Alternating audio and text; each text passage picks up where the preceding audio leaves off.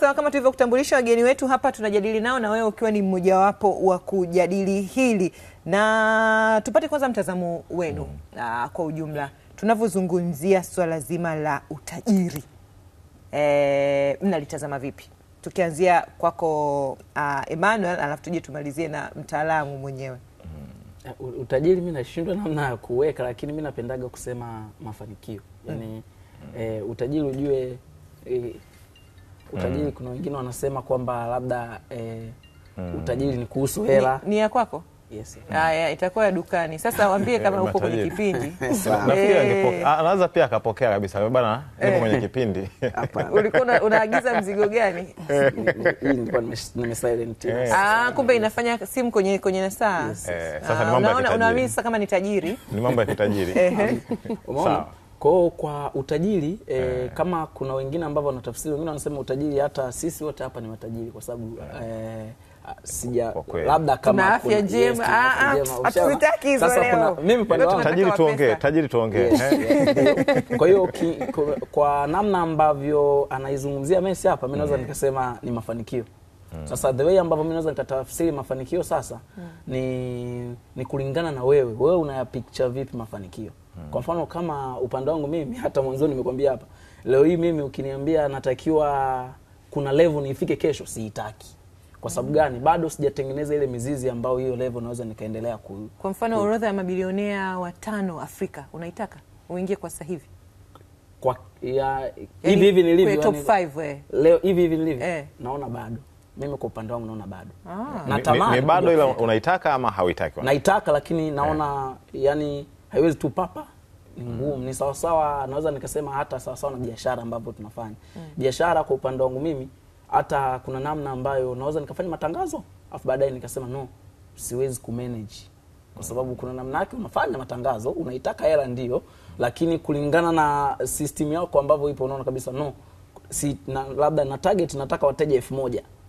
Wakifika 100,000 kwa sababu mimi sina vitendea kazi vya kuwatumia vya kuweza kwa manage wateja 100,000 kuliko mteja aje aboleke, ni bora wakatae wateja 1000. Ndio ambavyo naweza nikatafsiri pia mafanikio. Mafanikio mimi naamini ni level, yani ni wewe ambavyo kwa mfano mimi ninapoanza biashara tu, biashara ile serious nakuwa na office 2021, nilikuwa na 3 years plan, nikawa na 5 years plan. Sasa hivi nimerudi pia maana sasa hivi ndo naenda mwaka wa 5. Kwa hiyo ina maana 5 years plan zangu naweza nikasema asante Mungu, at least nimefika 70%. Kwa sasa naanza sa plan zingine. Kwa sababu gani? Naamini kipindi niko ile 2021 kuna vitu ambavyo nilikuwa naviamini kulingana na nilivyotoka chuo. Nilikuwa naviamini. Ninapokuja kwenye industry nifanye vile vitu viko tofauti na ambavyo nilikuwa nadhania. Kwa hiyo ina maana sasa hivi sasa naacha ambavyo nilikuwa nafikia. Kwa mfano kipindi natoka chuo nilikuwa naamini mimi natakiwa kufanya biashara, ofisi yangu hiyo karibu na wanachuo ili niwauzie wanachuo. Nikaja kurudi sasa, nikitaka kuuzia wanachuo pia wanakuwa na hela za msimu. Kwa hii soko litanikataa automatic. Na nilivyorudi kuna simu nilikuwa sitaki kuziuza, simu za chini. Doesn't mean kwamba nilikuwa spendi kuuzia hizo, nyingi zao zinasumbua.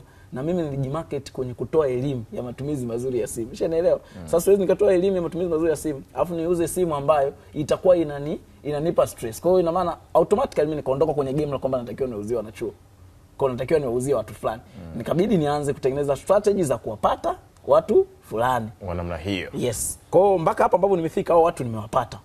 Unaelewa? Kwa ninavyorudi sasa hivi 5 years plan yangu, narudi tena natakiwa nitengeneze plan nyingine. Natakiwa nifanye nini ili nifike hapo. Kwa hiyo kwa ninavyo picture mimi mafanikio inawezekana nikawa tofauti kidogo, lakini naamini kila mtu ambaye anataka kufanya kitu fulani, plani ni kitu kizuri sana. Even though kuna plani zinakubali mapema. Kwa mfano kama mimi nilikuwa nasema kwenye 3 years plan, cha kwanza nataka simu kitaa ifahamike Dar es Salaam. Yaani Dar nzima, yani kijana yote ambaye ameshika simu anatakiwa hakikisha anaifahamu simu kitaa.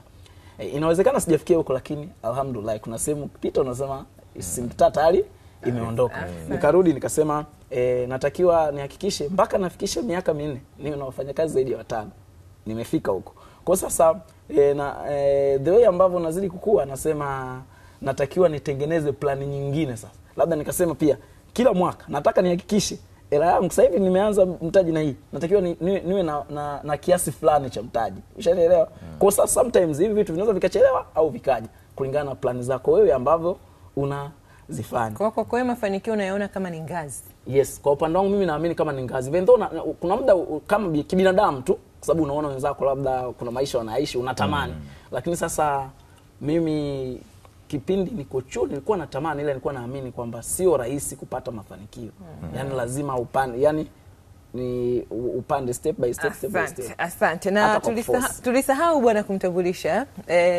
Huyu ndio CEO miliki wa simu kitaa, bilionea mtoto, si duka kubwa la simu hapa jijini Dar es Salaam, na miongoni mwa maduka machache sana ambayo walipata nafasi ya kuzinduliwa na viongozi wa serikali.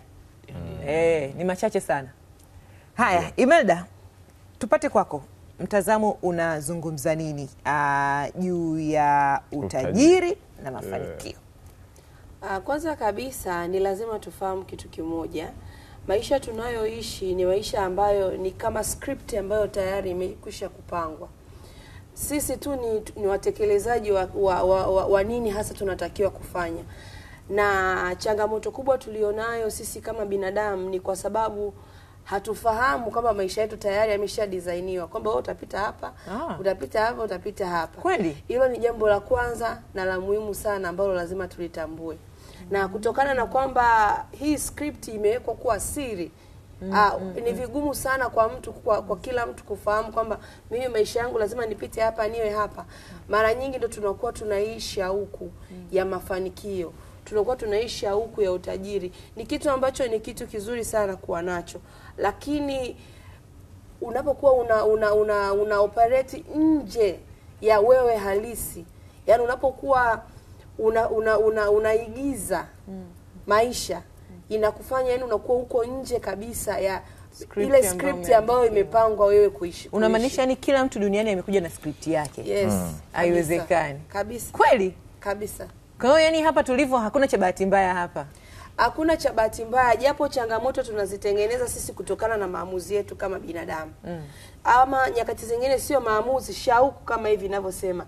Kwa sababu tupo kwenye maisha ambayo tunaaminishwa kwamba kuzaliwa maskini sio kosa lako.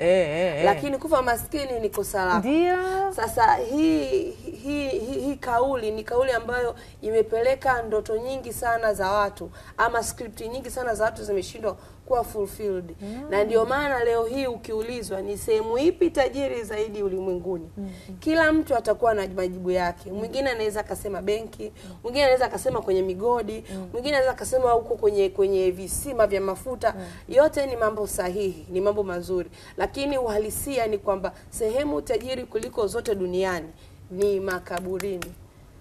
Ninaposema makaburini ni kwa sababu kila mtu, kama nilivyotangulia kusema pale mwanzo, kila mtu amewekewa script yake ya kuja kuishi. Umeshaelewa? Yaani kuna kitu ambacho mimi Imelda nimekuja duniani kwa ajili ya kukitimiza hicho tu. Sasa unakijuaje ili ukitimize? Sasa hilo ni swala lingine. Kwa sababu wapo watu ambao wamefanikiwa kwa mujibu wa mada hii, tayari ni matajiri. Walijuaje kwamba wao wanapaswa kuwa wafanyabiashara au kupita njia fulani kuja kuwa matajiri? Sasa tunarudi kwenye mada ya msingi kuhusiana na hii shauku ya watu, ya vijana kuwa na mafanikio ya haraka. Kuwa na shauku ya mafanikio sio kitu kibaya. Ni kitu kizuri sana sana sana sana. Kwa sababu anasema mtu asiye na maono ataishi vyovyote tu. Ataishi yani yeye ataishi kwa trend tuseme kwa sasa hivi.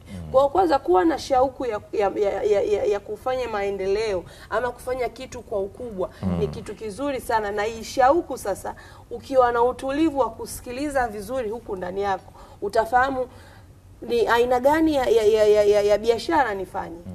Ni aina gani ya uchakarikaji niifanye. Nizungukwe na watu wa namna gani.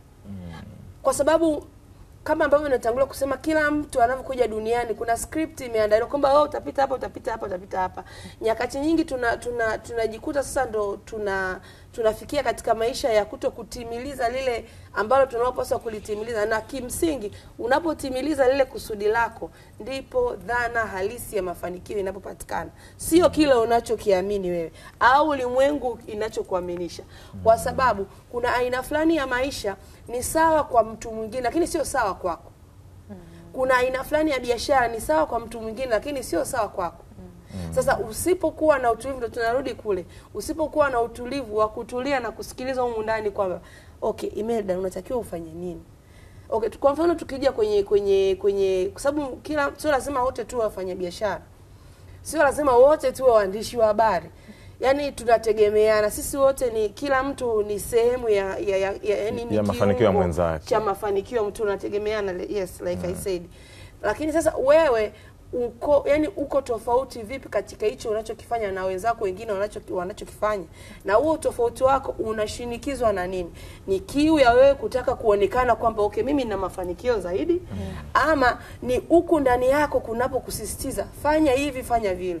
Kwa mfano tukija kwenye career yetu sisi wana saikolojia, wana saikolojia tupo wengi, na sasa hivi teknolojia imetubariki uelewa mpana sana wa saikolojia. Wa saikolojia wako wengi na kila mtu anafanya kazi nzuri sana. Lakini kuna package fulani unajua kabisa hii nikiongea na mtu fulani, mtu X siwezi kuipata. Lakini nikiongea labda na Imelda naweza kuipata. Japokuwa bado tuna changamoto sana, ili wimbi la watu wanaenda na trendi, nani ambaye ana jina sana. Kuna muda tunapata changamoto sana. Hivyo hata na kwenye biashara. Kwa hiyo dhana ya mafanikio ama shauku ya kuwa na mafanikio ni kitu kizuri. Lakini sasa je, una operate kwenye script ipi? Hapo ndio shida inakuwa. Sasa ukishindwa kuiheshimu script yako, kwa maana kuwa na nidhamu, ndipo unaweza kupotea. Yeah. Tusikilize wakazi wa Morogoro, Richard. Sawa. Tuwasikilize wakazi wa Morogoro ambao tumezungumza nao wana mtazamo gani katika hili waliokutana na mwandishi wetu Teresia Mwanga. Vijana wengi wanapenda mafanikio ya haraka kwa sababu mbalimbali. Zipo nyingi sana, lakini chache ni kwanza, sisi tunaona watu wengi waliofanikiwa, tunawaona wakiwa wameshafanikiwa. Hatuoni zile process za wao kufika kwenye mafanikio. Kwa hiyo tunakuwa tunatamani zaidi yale mafanikio yao kuliko kupita kwenye process ile ambayo waliipitia mpaka wamefanikiwa. Hiyo ni moja. Kwa hiyo tunatamani mafanikio ya waliofanikiwa zaidi kuliko ile process ya kutufikisha kwenye mafanikio. Hilo linatuumiza sana kama vijana. Sasa hivi tuko kwenye dunia ambayo ni ya utandawazi. Dunia ya utandawazi, vijana walio wengi wanatembea kwenye mitandao mbalimbali. Na kwenye mitandao wanaona mafanikio ya watu, inawezekana ni katika hali ya picha. Sasa wengi wanajikuta hata wanatamani kuyaiga yale maisha kwa sababu ya utandawazi. Kwa hiyo unakuta vijana wengi wanaingia kwenye tamaa ya kutaka maisha ya haraka haraka kwa sababu tu ya masuala ya utandawazi, na ndiko iliko dunia.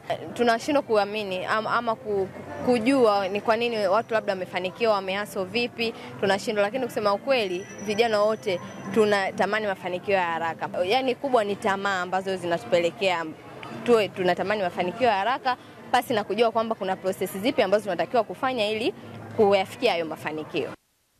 Haya, shukrani sana wakazi wa Morogoro. Kuna mafanikio na mafanikio ya haraka. Tunaambia mafanikio ya haraka tunayatamani kwa sababu ya tamaa. Lakini jamani, hivi mtu kweli unakuja kupata pesa zako ukiwa na miaka 90 eti ndio napata mimi ubilionea ambao niliutamani, nafanyia nini? Inawezekana ni kwa sababu ulitembea nje ya script. Kweli? Ulikuwa unajaribu kuwa kama watu wengine. Ulikuwa unalazimisha, unaforce aina fulani ya maisha. Kwa hiyo kumbe ni sahihi kutamani mafanikio ya haraka. Ndio maana sikusema kutamani ni kitu kibaya. Kutamani ni kitu kizuri. Kwa mimi ambavyo naweza nikaiweka, sio vibaya kutamani mafanikio. Ila unavyotamani mafanikio, inatakiwa pia maana tunatamani, sometimes tunatamani mafanikio kulingana tunavyoviona. Kwa mfano kama mimi kwetu ni Mbeya. Kipindi niko Mbeya, the way ambavyo kuna hela nilikuwa nazichukulia. Yaani nilikuwa nachukulia kwamba hizi hela hizi sio rahisi kwa kijana kuzimiliki. Ndivyo kuja Dar, kipindi niko chuo, namshukuru sana Mwenyezi Mungu, pia nadhani naweza nikaiongea pia. Mafanikio pia it's depend na watu ambao wanakuzunguka. The way wao wanafikiria nini kuhusu hela, wanazungumza nini, vitu kama hivyo. Kwa sababu mimi nimefika nikiwa first year, naona vijana wadogo, even though wengine ndio hela za baba zao, lakini mimi I don't believe kwamba wewe ukiniambia eti hizo hela za babake, baba zetu na sisi wengine wapo, wengine hawapo. Kwa nini sisi tusichukue? Kwa hiyo mimi kitu unajua unakuwa inspired kwamba pa dogo mdogo mbona anaendesha gari nini. Kwa hiyo nikaanza hapo kwamba kumbe ina maana kijana anaweza kuendesha gari. Ushanielewa? Unakuta kijana mdogo anazungumzia hela. Kumbe kijana anaweza kumiliki hizo hela. Sasa baada ya kuzijua hizo sasa na mimi nafanyaje ili niweze kuwa kama wao. Umeona? sio vibaya kutamani. Nafanyaje? Mimi naweza kufanya nini? Natakiwa niajiriwe ili niwe kama wao, natakiwa nifanye biashara ili niwe kama wao. Kwa hiyo ndio hivyo. Sasa katika kufanya biashara, nifanye biashara gani? Biashara fulani. Hii biashara ndaifanyaje kwa namna gani ili niweze kufikia? Na nitaweza kufanya. Kwa hiyo unakuta wengi wetu sasa tunatamani kuwa kama watu fulani, kwa sababu wengi wetu hata watu ambao tunaona kwenye mitandao, na changamoto iko hapa. Wengi tunatamani watu ambao tunaona kwenye mitandao. Lakini ile ni social media. Mimi siwezi kupost kitu changu kibaya. Yaani sio, yani ni wachache sana ambao wanapost. Kwa hiyo kuna namna wewe unapitia maisha magumu. Mimi nakuona muda wote wewe unafurahi tu. Ndio iko, yani mimi what I believe, yani mimi huzuni yangu ni huzuni yangu na furaha yangu labda naweza nitashare na wewe. Kwa hata baadhi ya watu wangu wa karibu sio rahisi kushare nao kila kitu kwa sababu tuko tofauti. Kwa mfano kuna mtu unaweza kushare naye na mwenyewe ukamuingiza kwenye kitu ambacho hakimu. Sasa Emmanuel, tutakuja kuzungumza hapo. Tuungane na mshauri mwelekezi MC Luvanda, ipo Morogoro muda huu. MC, bila shaka unatupata vizuri. Ipo Dar es Salaam hapa. Karibu sana MC. Tunazungumza hapa kuhusiana na mtazamo wa vijana kuhusu utajiri ama mafanikio ya haraka. Kwa upande wako unaweza kuzungumza nini? Tuanzie hapo. Asante sana. Mimi nimefuatilia mjadala hapo studio. Ndio. Na niseme kwamba wote mmeongea vizuri. Labda mimi nitaongeza tu mawazo yangu ambao ninaamini kabisa kwamba yanaweza kaongeza thamani. Sasa jambo la kwanza niseme kwamba sio vibaya kutamani. Na si vibaya kutamani kupata pesa haraka. Issue inakuja ni kwamba unapata hizo pesa kihalali au njia gani unayotumia kupata pesa zako kwa haraka. Unajua ndio. Kuna mtu aliwahi kwenda kuiba benki pesa na akaulizwa kwa nini umeiba benki? Akasema nimeiba benki kwa sababu ndipo ambapo hela zipo. Sasa kwa nini hangaike mahali pengine wakati hela unajua ziko humu ndani? Lakini je, kuiba kupata pesa zako? Na kweli ukienda benki ukachukua bunduki unaweza ukapata mabilioni yote, lakini sio njia sahihi. Kuna mwingine anataka pesa za haraka kwa kuuza madawa ya kulevya, labda auze bangi, auze cocaine au heroin. Ni kweli utapata pesa nyingi, lakini zinakukosesha amani, inakuwa ni kinyume cha sheria na unaweza ukaingia kwenye matatizo makubwa sana. Lakini swala la kutaka kupata pesa kwa haraka ni jambo jema. Na linachochea ubunifu, linachochea hamasa ya kuweza kufanya mambo makubwa zaidi. Na ndio mfumo ambao unaendesha maisha yote ya kibepari. Maisha ya kibepari yanataka vitu ambavyo ni vya haraka, vitu vizuri zaidi. Na vitu vikubwa pia. Kwa hiyo ni hulka ambayo iko katika mfumo wa kibepari na si hulka ambayo iko katika mfumo wa sasa hulka hiyo MC Luvanda, hulka hiyo wakati mwingine inaonekana inawapoteza vijana wengi kutamani kufanikiwa kwa haraka ama pesa za haraka. Wanakosea wapi? Kwamba vijana wengi wanaingia kwenye matatizo ama kwenye majanga kwa sababu ya kutamani pesa za haraka. Wanakosea wapi? Mimi nafikiri kukosea ni pale ambapo unaenda kufanya kitu ambacho sio sahihi. Kwa mfano, mtu ambaye unaweza kufungua duka sasa hivi mahali popote pale, lakini pesa hazitakuja kwa haraka kama yule mtu ambaye amefungua kwenye sehemu sahihi. Kwa mfano, mtu anayefungua duka Kariakoo na anayefungua duka kijijini huko ndani, yule wa Kariakoo atapata pesa haraka zaidi. Kwa hivyo atatengeneza pesa haraka zaidi. Lakini yule pia ambaye anajitangaza tofauti na yule ambaye hajitangazi. Kwa hiyo mimi nafikiri tamaa sio mbaya, ila tamaa inakupelekea ukafanya nini? Hilo ndio jambo la msingi la kuangalia. Binadamu tangu kuumbwa kwake amekuwa na hulka ya kujiboresha. Wote hapa ambao mmesoma mnafahamu tulianza na zama za mawe, zama za ujima, zama za mawe, zikaja zama za chuma, zama za viwanda. Zote hizi zama binadamu amekuwa akijiboresha zaidi. Kwa hiyo na kutaka kupata vitu kwa haraka zaidi. Tunazungumza saa hizi mabasi ya mwendo kasi. Tunataka kwenda mjini kwa haraka zaidi. Tunazungumza microwave, tunataka kupasha chakula haraka zaidi. Kwa hiyo tunazungumzia ATMs, tunazungumzia miamala ya kifedha kwa njia ya mtandao. Yote haya ni kupata pesa yako kwa haraka. Kwa hivyo kizazi hiki cha leo kimekuzwa katika mazingira ya haraka haraka. Tofauti na sie zamani ilikuwa kwamba ukitaka kuwasiliana na mtu inabidi uandike barua. Barua inachukua kama siku 4, wiki 4 hivi, mwezi mzima mpaka uje upate majibu. Lakini kizazi cha leo kimeumbwa na kimetengenezwa, kimekuta mambo ya haraka haraka. Internet saizi ni 4G, 5G, yote haraka haraka. Kwa hiyo unajikuta kwamba huyu mtoto wa kizazi cha leo tunaoita Gen Z au Generation Alpha ndio mazingira waliokulia. Mazingira ya uvumilivu hayapo. Sasa turudi kwenye hoja ya msingi kwamba kupata pesa za haraka sio tatizo. Swala ni kwamba unazipata vipi. Kama utazipata pesa zako kwa kuuza utu wako, kudhalilishwa, hiyo si sawa. Hiyo si sawa. Sasa MC Luvanda, tukirejea kwako wewe hapa sasa hivi Tanzania, tukiwa tunataja kwa haraka haraka orodha ya watu 100 ambao wamefanikiwa, jina lako litatokea. Lakini vijana wengi wanakutazama kwa sababu pia upo kwenye mitandao ya kijamii. Vijana wanaotamani kufika ngazi uliopo wewe, ni kitu gani ambacho hawakifahamu ambacho huenda yani ni kigumu kukipita hadi kufika ngazi hiyo uliopo wewe, ambacho tungetamani utushirikishe hapa? Nashukuru, hilo ni swali zuri sana. Nimekuwa nikutana nalo mara kwa mara.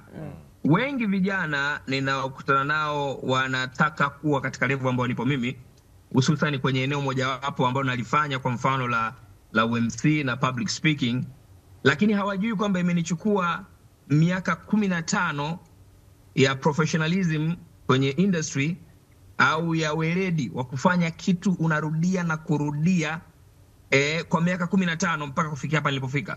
Lakini sasa hiyo mtu anakuja tu kwangu, na mimi nataka niwe kama wewe, mimi nataka nikiongea tu watu wanisikilize, lakini sivyo nilivyoanza. Kwa hivyo unamchukua mtu. Labda niseme tu kwamba mafanikio ni mchakato. Yaani hiyo lazima haliepukiki. Lazima mtu ajifunze kwamba mafanikio ni mchakato. Na wengi hatupendi mchakato. Wengi tunataka papa, kama vile chapati zile nzuri za Azam. Unapasha tu, ishakandwa kila kitu, unatoa kwenye friji, unaweka, unabandua, unaipasha tu moto, ushaanza kula. Lakini maisha hayako hivyo. Maisha ni mchakato, is a process. Kwa hiyo huwa nawashauri vijana kwamba wajifunze, wavumilie, waweze kustahimili ili waweze kufikia mafanikio fulani. Nitakupa mifano miwili ambayo ni ya muhimu sana. Ya kwanza ni mfano wa mazoezi, wa pili ni mfano wa chombo tunachotumia jikoni.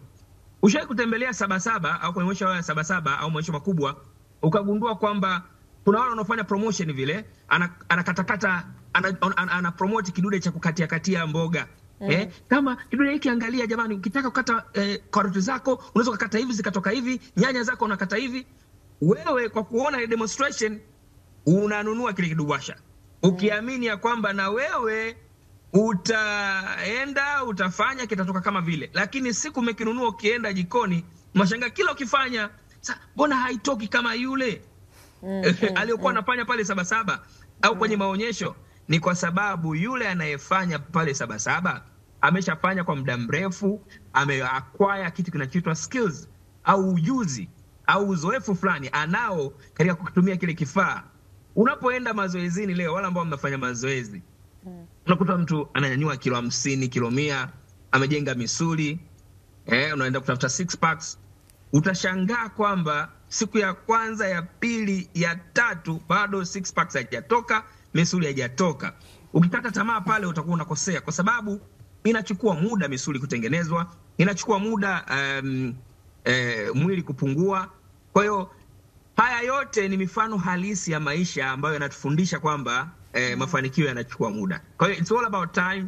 Lazima vijana sasa hivi wajifunze resilience, uvumilivu wa hali ya juu sana, ustahimilivu wa hali ya juu, kwa sababu matokeo yanaweza kuchelewa kidogo, hususan kwa mambo ya pesa. Na tunajua upo njiani. Kabla hatuja kuacha, kinachotuumiza vijana wengi ni kwamba kwa nini wengine wana miaka 25, wengine wanapata na miaka 35, wengine 45, wengine mpaka wastaafu ndo watakuja kupata baadhi ya amount, ndo inakuja kusomeka sifuri zile kuanzia 6 na kuendelea mpaka ustaafu upate mafao. Kwa nini? Sasa hilo ni swali zuri. Lazima, unajua, ni vizuri kuangalia njia mtu alizozitumia amezipataje. Watu wengi huwa wasemi ukweli. zipo njia ambazo unaweza ukazifanya ukapata pesa mapema zaidi. Kama nilivyokuambia, leo hii unaweza ukaona mtu ana flex kwenye Instagram, anajionyesha jumba lake hilo, lakini hujui inawezekana pesa hizo zinaweza kurithi, kapewa na baba yake. Ukoo wao tangu mababu na mababu ni matajiri, kwa hiyo wana pesa za kurithishana, wana pesa za kupeana. Wewe inawezekana umetoka kijijini leo ndio breadwinner, sio tu wa familia yako, ni breadwinner wa ukoo mzima. Ukipata leo mshahara wako inabidi utume mpaka kijijini kule usupport. Lakini kuna mwingine akipata mshahara wake ndio wa kwake. Kuna mwingine wewe unaanza maisha kwenye chumba cha kupanga, kuna mwingine anaanza maisha kwenye nyumba aliyokabidhiwa siku ya harusi yake. Kuna mwingine anaanza maisha tayari na viwanja akakabidhiwa kama urithi. Kwa hivyo haya yote yanachangia chanzo cha mtu kufanikiwa. Kuna mwingine wewe unaweza kuona kwamba wote mimi kuna nitapa mfano story fupi kwa sababu ya muda nitaivopesha. Mimi wakati nimefanya kazi benki miaka 4, kuna mwenzangu alikuwa kila tukienda anabadilisha gari. Tukaa kidogo anasema sio ana mashamba huko Mweza huko analima machungwa, sio kanunua amenunua mapampu. Nikawa najiuliza, mshahara wetu mmoja au pesa tumie pesa yangu vizuri, huyu bwana inakuwaje anapata pesa nyingi namna hii? Hatakaa sawa, kajenga. Mimi bado niko kwenye nyumba ya kupanga. Haikupita mwaka mmoja, yule bwana alikuwa akitafutwa na polisi mchana na usiku. Aliishi kwenye gari yake karibu miezi 2, anaishi kwenye gari yake, anazunguka nalo tu gari kwa sababu polisi wanamtafuta. Sasa na mara ya mwisho nikakutana naye anaendesha baiskeli. Sasa kumbe ilikuja kujulikana kwamba alikuwa akiiba pesa za benki. Kwa hiyo mimi niweze kusema kwamba wakati mwingine tunaweza tukatamani mafanikio ya tukiwa wadogo, lakini hatujaambiwa siri. Siri inawezekana mtu ni mwizi. Siri inawezekana mtu amepewa zile pesa za urithi. Siri inawezekana pia anafanya illegal business, kwa sababu pia illegal business ni rahisi kutokelezea ingawa kuna kukamatwa. Kwa sababu mtu anaweza kana anafanya biashara ya madawa kulevya, mtu anafanya biashara haramu nyingi tu. Kwa hivyo tusifike mahali ambapo tukayumbishwa na mafanikio ya mtu mwingine bila kujua siri halisi. Lakini hii haimaanishi kwamba tusifanye kazi kwa bidii, haimaanishi kwamba tusifanye bidii katika mambo mengi. Lakini pia kwa kumalizia ni kwamba utafiti unaonyesha kwamba wafanyabiashara wanafanikiwa kimapato zaidi kuliko watu ambao wameajiriwa. Kwa nini? Kwa sababu mtu aliyeajiriwa mshahara wake uko fixed. Kwa maana ya kwamba unakuta kama unalipwa 700,000 kwa mwezi na unafanya kazi masaa 8 kwa siku, utaendelea kupata hiyo pesa, na labda salary increment ikitokea au nyongeza mshahara, basi inakuwa ni nyongeza ya kidogo sana. Labda utaongezewa 30 kwa mwaka. Labda itokee tu bahati umeacha kazi umeenda mahali pengine, ukaongezwa 1.5 au milioni 1.5. Kwa hiyo inakulimit na muda wako unakuwa ni mfupi. Lakini mfanyabiashara anaweza katengeneza 700,000 kwa siku, wewe inabidi usubiri mwisho wa mwezi. Sasa hamwezi kulingana hapo. Kwa hiyo ndio watu tunashauri kwamba hata kama umeajiriwa, basi anza kufanya biashara ndogo ndogo, anza kufanya kazi za ziada. Kule Marekani na nchi zilizoendelea wana kitu kinachoitwa kazi za ziada. Mtu anakutana na kazi 3. Mimi nakumbuka wakati niko benki, nilikuwa nafanya kazi benki, ni mtangazaji wa redio na bado naenda kwenye UMC. Kwa hiyo nilikuwa nafanya kazi 3 kwa wakati mmoja. Wakati wengine wanaenda disco, mimi nilikuwa naenda kazini. Kwa hiyo hatuwezi kufanana. Lakini kingine ambacho ni cha kuongeza tu katika hili, lazima tujifunze kuwa na nidhamu ya pesa. Nidhamu ya pesa ni muhimu sana. Unaweza leo ukaona kwamba pesa yako haipo, lakini kwa sababu unatumia vibaya tu. Mtu ambaye analipwa 2,000,000 na matumizi yake ni 2,200,000 na 100,000, siku zote atakuwa na upungufu wa 100,000 katika maisha yake. Yaani unatumia mshahara wako mpaka unaenda unakopa. Lakini unaweza kushangaa mtu analipwa 700,000, matumizi yake ni 300,000, ana save 400,000. Kwa hiyo nidhamu ya pesa pia tusipuuze. Asante. Watu wengi ambao tunaona wamefanikiwa leo wana nidhamu kubwa ya pesa. Asante sana. Pesa. Asante sana. Haya, tukuache sasa uendelee ili na sisi tuwe na nidhamu ya muda wako. Tuheshimu muda na asante kwa mchango wako MC Luvanda. Nashukuru sana. Aya, asante sana. Tumesikia mchango wake hapo, na wewe unaweza kututumia ujumbe wako ni 0763809770 tupate nafasi ya kusikia unazungumza nini juu ya vijana kutamani utajiri na mafanikio ya haraka. Twende mkoa mwingine, Richard, kabla tujarudi na wageni wetu hapa studio. Maoni juu ya mada hii wenzetu ambao wapo huko mkoani Mbeya. Mafanikio ya haraka, vijana wanaozungumzia kupata mafanikio ya haraka, kuna vijana makundi aina nyingi. Kuna aina mpaka ya makundi 3 au 2. Vijana ambao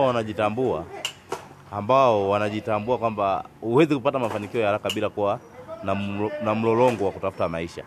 Huwezi kwenda kukurupuka tu kwamba unaenda kutafuta pesa sehemu fulani ukazileta hapa ukapata mafanikio ya haraka. Pesa kwa sababu haionekani, lazima uweke system za kutafuta hela. Kwa hiyo kijana anayetafuta mafanikio ya haraka ni kijana ambaye labda ana njia zake mbadala. Hao ni mwizi, kivibaka, ndio anaweza kutafuta mafanikio ya haraka. Kwamba akaibomoe, akaibe, akapige watu, akakabe, ndio atapata mafanikio ya haraka. Lakini hizo ni kazi zote hatarishi kwa vijana wa sasa hivi. Sababu inayopelekea vijana wengi wa sasa hivi wanataka mafanikio ya haraka, mimi naweza nikawa na sababu 2 kama sio 3. Sababu mojawapo, makundi. Unaweza ukawa na rafiki yako akawa yeye ana uchumi mzuri, ana uwezo wa kumpeleka mtoto wake shule anayotaka na akala kitu anachotaka katika familia yake, kitu ambacho mimi familia yangu siwezi kuipa, wala hicho kitu kwenye familia yangu hakipatikani. Hiyo hapo inaweza kufanya mimi nitoe sababu ya kwamba vijana ndio inakuwa sababu mojawapo ya kuwafanya wakimbilie mafanikio ya haraka. Kwa sababu ya ukimwangalia rafiki yako kama ana hela, yeye katafuta kwa njia ya halali, lakini mimi nitapita njia ya shortcut ili mradi tu nilingane maisha yangu na rafiki yangu. Vijana wengi wanatamani sana kuwa na mafanikio ya haraka, kwanza kwa sababu ya mfumo. Nikiongelea mfumo kwamba vijana wengi hawajaandaliwa katika mazingira ya kufanya kazi. Kwa ndio maana unakuta wanapenda sana mafanikio ya haraka kwa sababu hawakuandaliwa. Kwa sababu kijana yote anayeandaliwa katika mazingira ya kufanya kazi lazima atakuwa anajua kabisa kwamba nitapateje kipato, si ndio? Lakini kijana ambaye hajaandaliwa katika mazingira ya kufanya kazi, yeye sana atafikiri kabisa kwamba kupata pesa ni kitu rahisi. Unaona? Ndio maana ukiangalia sasa hivi vijana wengi sana wameingia kwenye mambo ya kubeti, akitegemea kabisa kwamba atapata hela za haraka. Sasa mtu wa hivyo hawezi kufikiri kabisa hata kwamba labda naweza nikalima bustani, si ndio? Nikapata mazao kidogo, nikauza, nikapata pesa. Vijana wengi huwa wanafikiria mafanikio ya haraka ni kitu ambacho hakipo. Hakuna fedha ya rahisi. Haya, maoni hayo kutoka mkoani Mbeya. Tuangalie pia huko Singida wanasema nini juu ya mtazamo wa mada hii ambayo tunajadili hapa. Kwanza, vijana wengi wanatamani mafanikio ya haraka kutokana na kwamba hawapendi kufanya kazi ngumu, na asilimia kubwa sasa hivi vijana wanalelewa. Unakuta kabinti kadogo hakataki kufanya kazi, hakataki kutembeza mboga, hakataki kutembeza mandazi, kanataka limbaba limlelee. Ndio maisha shortcut. Na unakuta kijana tu wa kiume anapenda alelewe na mama na mshangazi. Hapendi kufanya kazi za kujituma. Anaona bwana, mimi nikilelewa na huyu mama, mimi sifanyi kazi yote ngumu, situmii nguvu yoyote, kwa hiyo napata pesa kwa haraka. Nikikaa naye tu huyo mama ananilea vizuri, sifanyi kazi yote ngumu, napata pesa kwa haraka, napata mafanikio kwa haraka. Vijana wengi wanatamani kupata mafanikio ya haraka kwa sababu hakuna mtu apendi maisha mazuri. Kila mtu anatamani awe na maisha mazuri. Kingine wengi wanafeki.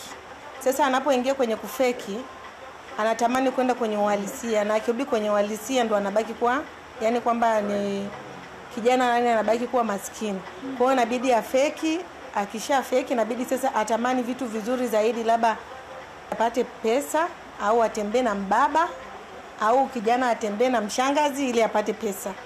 ili aendelee kuenda kwenye wale, yani kwenye yale maisha ya fake, abaki kuwa kwenye original. Kwa mimi binafsi, vijana wengi wanatamani mafanikio ya haraka kwa sababu pia tumedanganywa sana na utandawazi. Kipindi cha mababu zetu, baba zetu walikuwa wanaishi kwenye maisha ya kulelewa kwa maadili ya kufanya kazi ili apate mafanikio. Lakini sasa hivi tunaishi maisha ya tamaa. Unatamani kwamba mtu afanye kitu ambacho hakitumii nguvu, akitumia akili nyingi ili aweze kupata mafanikio. Lakini zamani baba zetu walikuwa labda mwingine analima, mwingine anafundisha labda watu. Mi kwa maono yangu, vijana ambao wanataka mafanikio haraka kwa sababu ni wavivu kufanya kazi ngumu washindwa kufanya. Wengine wanapenda vitonga tu.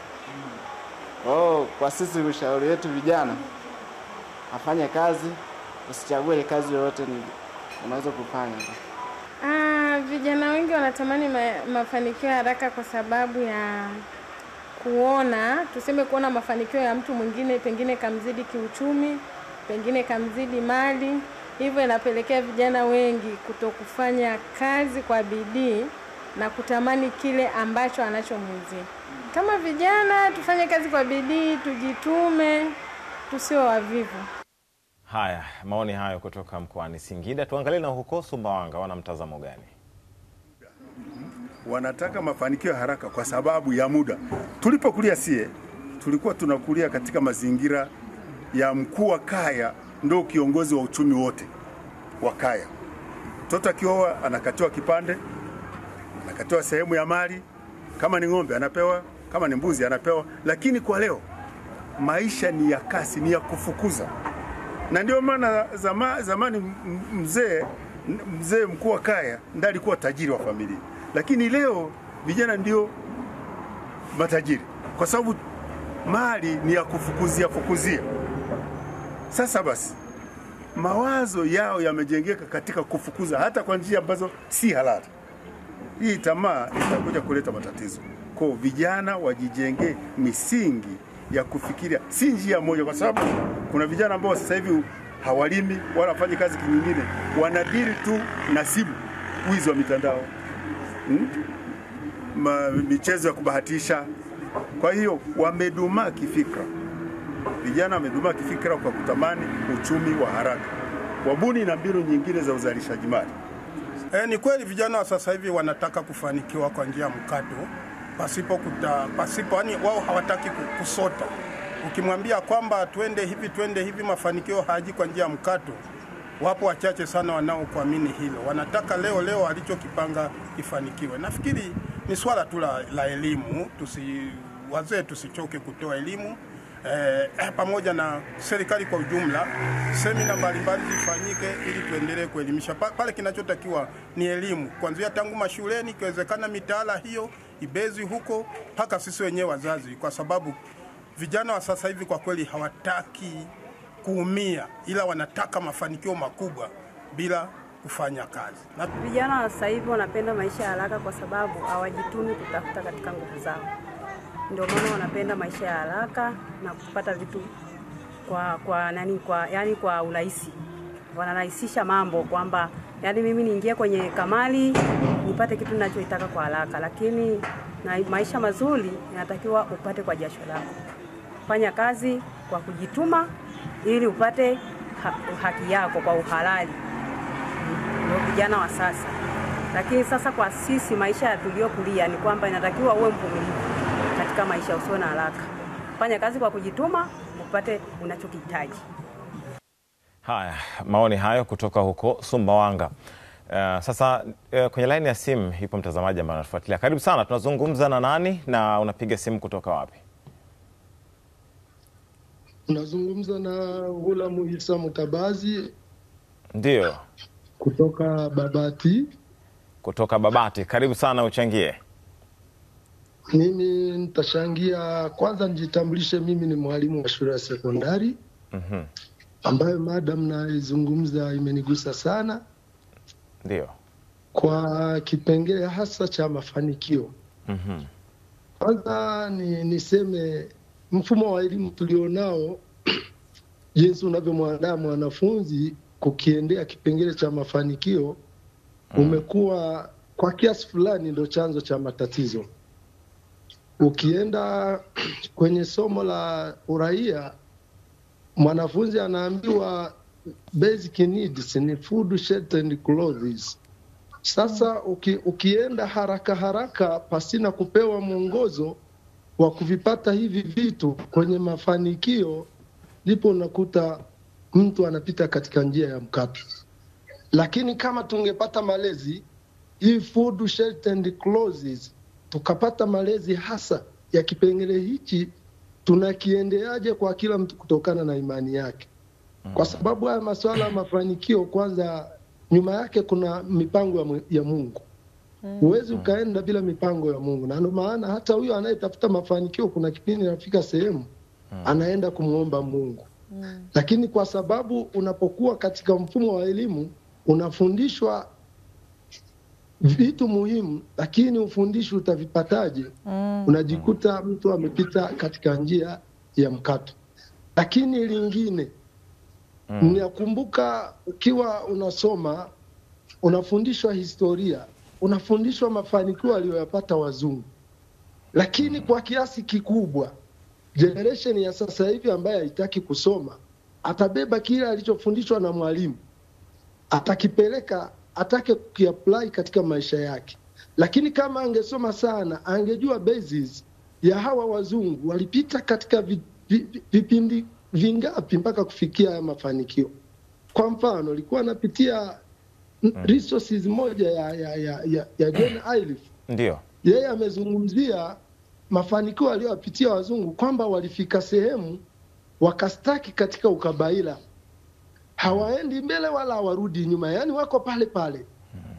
Wakakaa na kutafakari, wakaja na kitu kinaitwa rebirth, kwamba tulipokuwa katika ujima tuliweza kutoka na kuja mpaka katika ukabaila. Sasa tumestaki hapa, tunabidi turudi tuanzishe kile tulichokuwa tukikigundua. Sasa tuingie katika ugunduzi ule, lakini kwa njia mbadala ya mazingira ya sasa hivi. Sawa sawa. Asante sana mwalimu. Nikimalizia dakika moja, muda wetu umetutupa. Sekunde kadhaa. Nikimalizia niseme kwamba hakuna njia ya mkato katika mafanikio. Mafanikio yanapatikana kwa kujituma na kulinda kile ulichokipata. Asante mwalimu, tunashukuru sana kwa mchango wako. Asante kwa kutazama pia Hello Weekend, wasalimie hapo nyumbani. Haya, muda wetu umetutupa jamani. Tutabakiza dakika moja ya kuhitimisha kwa wageni wetu hapa studio. Naomba nipate nafasi ya kusoma kwa haraka ujumbe wako. Anaitwa Mujulizi, yupo Mwanza. Anasema mafanikio ya haraka anaweza kusimama kwenye mtazamo hasi endapo njia ya kupata itakuwa tu ni haramu. Anasema Hello Weekend, naitwa Baba Naima kutokea Mbeya. Vijana wengi wanawaza utajiri, ila tatizo hawataki kuanza na mitaji midogo. Asante. Anasema kwa majina anaitwa Constantine Ibrahim kutoka Geita. Anasema vijana wengi wanahusisha mafanikio na kuwa na pesa nyingi katika muda mfupi, mara nyingi bila kuzingatia mchakato wa kujifunza. Haya, huyu anasema utajiri katika umri mdogo ni vizuri, lakini utautunza hadi uzeeni. Mwalimu Severin Jeremia, eti tajiri mtoto vipi, utatoboa? Anaitwa Dr. Musa wa Pwani Mafia, tumepata ujumbe wako. Stanford Magori, tumepata ujumbe wako. Huyu anaitwa Muhammad Kumeja Gogoni, tumepata ujumbe wako. Innocent kutoka Geita, tumepata pia ujumbe wako, na mwalimu Swaswa pia tumepata ujumbe wako. Haya wageni wetu, naombeni muhitimishe hapa. Nani anaanza? Anaanza Imelda, afu amalizie tajiri mwenyewe mtoto. Karibu sana. Ladies first, zana mbaya bwana, sio zana ambayo ina afya sana. Anyway, mimi ninachoweza kusema ni kwamba kila mtu lazima hakikishe anakuwa mtu fulani. Yaani ile ndoto yako unayoisikia humu ndani kwamba unapaswa kufanya kitu fulani, kipambanie, lakini kipambanie bila kuwa na ushawishi ama pressure sana nje yako. Ndani yako kuna yani kama nilivyosema mwanzo, yani ni script, maisha yako ni script. Ndani yako ukitulia vizuri kuna mwongozo sahihi wa njia gani upitie, watu gani ufanye nao kazi, watu gani wasogeze karibu. Lakini nyakati zingine ukisikiliza vizuri humu ndani yako, utaweza kujua kwamba inawezekana labda ni mawazo yako tu, sio kitu ambacho unachopaswa kukifanya. Inawezekana uko vizuri kwenye jambo jingine. Kwa hiyo dhana ya mafanikio ni nzuri, mafanikio ya haraka pia ni nzuri, kwa sababu pesa ina nguvu. Lazima uwe na pesa. Yes. Mimi kwa upande wangu kitu ambacho nitakisema, sisi kama vijana sasa hivi pia social networks na mitandao inatusaidia sana. Kwa hiyo kitu ambacho naweza kusema, mafanikio sio kitu kibaya. Hata mafanikio ya haraka sio kitu kibaya. Ila tu kama utapita njia ambayo ni nzuri. Ila tu kitu ambacho naweza kusema, make sure sasa hivi kama unatamani mafanikio, anza, usisubiri. Yaani mtaji na kufanya ni vitu ambavyo haviendi sawa. Yaani kwa social networks ambao sasa hivi zinaenda, sio lazima uwe na mtaji. Cha msingi tufanye tu. Na kitu kikubwa ukianza kufanya unatakiwa uhakikishe pia, kuna kitu ambacho huwa nakisema sana, naomba niongee. Mimi nasemaga kwenye industry yote au kwenye kitu chochote ambacho unakifanya, ujue kabisa kwamba hiyo ndo kama nchi yako. Kwa hiyo kwenye nchi kuna rais mmoja, kuna waziri mkuu mmoja. Make sure unakuwa rais kwenye hiyo nchi ambayo unaifanya. Yaani maana yake mimi niko kwenye industry ya simu. Yaani nataka nipambane mimi niwe rais kwenye upande wa simu. Yaani nikisema kitu kwenye upande wa simu, watu wanatakiwa wanisikize na nifanye. Kwa hiyo wewe sehemu ambapo unaenda, hakikisha umejizatiti na wewe umeenda ndo kwenye hiyo nchi kwamba mimi nafanya. Mpaka baadaye sema wengine pia unakuta anachanganya. Ni vizuri, sio vibaya kuwa na biashara nyingi, ila tukiwa tunakuwa hatuna mitaji, ni vizuri sana kufocus na kitu kimoja, kikianza kukua kimekuwa stable, ndio unaweza kufanya na vitu vingine. Asanteni sana. Tunashukuru sana na nyie mliotuma ujumbe wenu kama hatujausoma. Asante sana, tutausoma tena siku nyingine. Tulipata nafasi ya kuzungumza tukiwa na Emmanuel Masoko, unaweza kumuita CEO wa Simu Kitaa, ni kijana mfanyabiashara, lakini tulikuwa na Imelda Mosha, mwana saikolojia, mshauri mwelekezi wa stadi za maisha, pamoja na MC Luvanda ambaye tuliungana naye kwa njia ya mtandao, pamoja na wewe ambaye ulishiriki ukatumia ujumbe na wewe ulishiriki kwa kutazama. Langu jina ni Merosi Mbaya, nabakia pale pale. Basi kwa hichi kilichozungumzwa ni bilionea ajaye. Kumbe hata siko bilionea mtoto. Sema tu wewe ni bilionea. Ajaye. Kwa sababu ajaye ni utetezi, unajitetea. Na wenzangu ni mimi ni Richard Ngaila. Asante kwa kufuatilia.